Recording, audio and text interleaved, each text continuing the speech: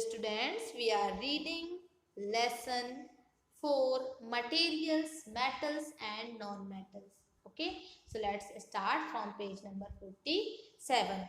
तो previous video में आपने मेटल का ऑक्सीजन के साथ रिएक्शन देखा, केमिकल रिएक्शन. ओके, तो इस वीडियो में हम केमिकल रिएक्शन देखेंगे नॉन मेटल का ऑक्सीजन के साथ. ओके, तो ये एक्टिविटी आपको दी हुई है, ये एक्टिविटी आप लोगों को स्कूल में कराई जानी है ना, स्कूल में कराई जाएगी. तो आप सिर्फ इसे पढ़ सकते हैं और जब स्कूल ओपन हो तब फिर ये हम स्कूल में भी कर सकते हैं. ओके, तो आप इसे पढ़ें, मैं इसका रिजल्ट आपको बताती हूँ इधर. ठीक है, इसमें क्या करना है, पाउडर्ड सल्फर लेना है आपको, एक स्पून की मदद से उसको गर्म करना है. ठीक है, तो ये सारी चीज़ें आप आसानी से इसको समझ जाएंगी, पढ़ तो सकते हैं, फिर जब करने की बारी आएगी तब हम इसे करेंगे भी. ओके, तो यहाँ एक टेबल दी हुई है, देखें, metals and non metals in acids and base. हाँ, तो हमने जो मेटल का ऑक्सीजन के साथ रिएक्शन देखा तो उसमें ये पता चला कि जो मेटल होता है वो कौन से नेचर का होता है, ज़्यादातर बेसिक नेचर का होता है ना. और इसमें नॉन मेटल में अब देखते हैं आगे क्या पता चलता है. ठीक है, तो प्रोडक्ट जो एक्टिविटी की गई है ना, the name of the product formed in the reaction of sulphur and oxygen is sulphur dioxide gas. तो ये नॉन मेटल था सल्फर, उसका ऑक्सीजन के साथ रिएक्शन हुआ. ठीक है, तो क्या मिला, सल्फर डाइऑक्साइड गैस मिली. तो जब सल्फर डाइऑक्साइड डिजोल्व की गई वाटर में तो वो सल्फ्यूरियस एसिड में बदल गई. ठीक है, इसका मतलब ये है कि नॉन मेटल जब ऑक्सीजन के संपर्क में आता है या वाटर के संपर्क में आता है तो उसका नेचर क्या होता है, एसिडिक होता है. इट मीन्स नॉन मेटल्स का जो नेचर है वो एसिडिक होता है. ठीक है, यहाँ देखें बेस के नेम दिए हुए हैं, मेटल दिए हैं, एसिड के नेम दिए हुए हैं, नॉन मेटल दिए हुए हैं. ठीक है,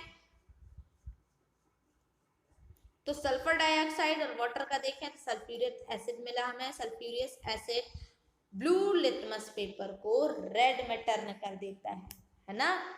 आपको यहाँ पर थोड़ा सा डिफरेंस नजर आएगा कि मेटल में आपने देखा था रेड लिटमस पेपर ब्लू में चेंज हो गया था, है ना, और आपने नॉन मेटल में देखा कि ब्लू लिटमस पेपर रेड में चेंज हो गया. ठीक है, इसका मतलब ये है कि नॉन मेटल के जो ऑक्साइड्स हैं वो नेचर में एसिडिक होते हैं. ठीक है, तो ऐसे ही आप और भी कुछ लेबोरेटरी के एसिड्स के या बेसिस के जो है नाम ले सकते हैं, है ना, देख सकते हैं और फिर सॉल्व करके देख सकते हैं आप. ठीक है, क्लास 7th में भी आपने ऐसे कुछ एसिड्स और बेस के नेम देखे होंगे, नॉट ओनली नेम, एसिड और बेस भी देखे होंगे लेबोरेटरी में. ठीक है, तो उनके नाम आपको लिखना है और फिर आइडेंटिफाई द मेटल और non metal present in them which forms oxide with oxygen. Identify भी आपको करना है. ठीक है, now reaction with water. So let's see how metals and non-metals react with water. Metals और नॉन मेटल्स जो हैं वाटर के साथ कैसे रिएक्ट करते हैं. तो आप जानते हैं सोडियम जो है वो बहुत रिएक्टिव है. मैंने अभी थोड़ी देर पहले भी आप लोगों को बताया था कि सोडियम और पोटेशियम, शायद प्रीवियस वीडियो में, वो बहुत ज़्यादा रिएक्टिव होते हैं और वो बहुत सॉफ्ट होते हैं जिन्हें नाइफ से आसानी से काटा जा सकता है. ठीक है, तो ये कुछ अपवाद हैं. तो ये जो है ऑक्सीजन और वाटर के साथ बहुत भयंकर रिएक्ट करते हैं, है ना. जैसे ही ये ऑक्सीजन और वाटर के संपर्क में आते हैं बहुत सारी हीट जनरेट करते हैं, बहुत गर्म हो जाता है. ठीक है, इसीलिए इन्हें केरोसिन में भी रखा जाता है. ओके, तो यहाँ देखें एक एक्टिविटी दी हुई है आपको कि 250 ml बीकर या ग्लास टम्बलर आपको लेना है, फिर उसमें पानी भरना है. अब एक स्मॉल पीस सोडियम मेटल का डालकर देखना है उसमें. ठीक है, ये देखिए सोडियम मेटल का डालने से क्या हुआ, पानी के अंदर डाला गया है ना, तो वो वाटर और बताया एयर के साथ क्या करता है, बहुत ज्यादा रिएक्शन करता है ना, विगोरसली.